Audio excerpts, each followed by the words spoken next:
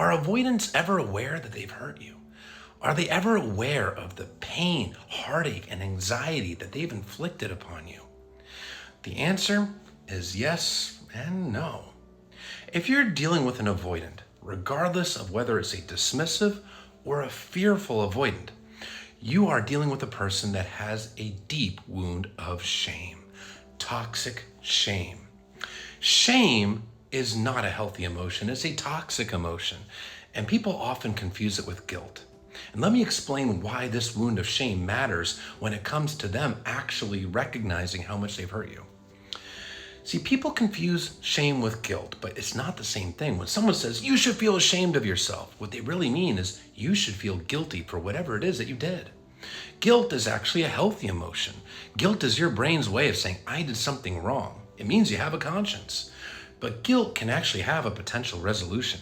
If you hurt somebody, you can make amends. Or you could stop repeating the behavior that you feel guilty about. But whereas guilt is, I did something wrong, shame is, I am something wrong. I'm defective. I'm not lovable. I'm a bad person. I'm worthless. And there's no healthy resolution to shame. Now, shame is why accountability is so profoundly difficult for avoidance. Because accountability within oneself is how we learn and grow as people. Saying, I did this wrong. This is how I can do better. I've made this mistake. This is how I can improve. I hurt this person. This is how I can make amends or not hurt people in the future. It's how we grow. But for the avoidant, taking accountability within themselves, instead of an opportunity to grow, it confirms their inner shame. That's the way they perceive it emotionally. I did this wrong because I'm defective. I did this wrong. Look, it's proof I'm a bad, worthless person. It's proof I'm not lovable. It's too painful. So what they look to do is to shift the blame of their behaviors, their fears, and their insecurities onto other people and other things.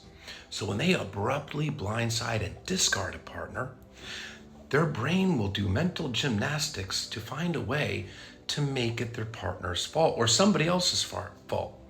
See, this person was too needy. This person was just too demanding. We're just too incompatible. They like Thai food, and I don't really like Asian food. Or they really like to hike, and I'm more of a beach person. We're just incompatible. Finding ways to make it not their fault, because if they can make it not their fault, they get to escape that internal accountability, and they get to avoid confronting that wound of shame that drives their entire attachment style. But yes, they clearly do see you in pain. They know that you are hurting. They know that what they did contributed to and caused that pain. But rather than just taking true ownership of it, they find a way to make it that it's not their fault, and I've just met the wrong person, and when I meet the right person, this won't happen. I won't feel this way. I won't feel the need to exit the relationship. So yes, they do know that you're hurting. They do recognize it, but they do the mental gymnastics to make it not their fault so they can escape that wound of shame.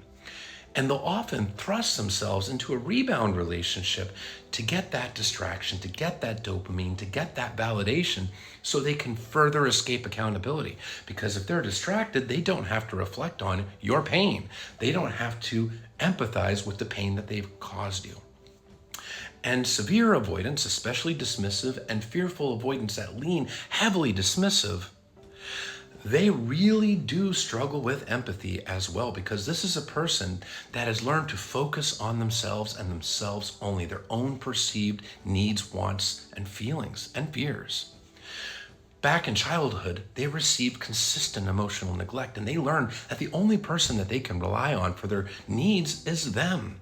So they become singularly self-focused, not really considering the needs or feelings of their partner or other people in general. It becomes all about them. No, they're not looking to actually inflict pain. That's not their goal. They are not a narcissist, but they're simply not considering the impact on their partner because they're focused on themselves and soothing themselves and getting whatever it is that they perceive that they want or need.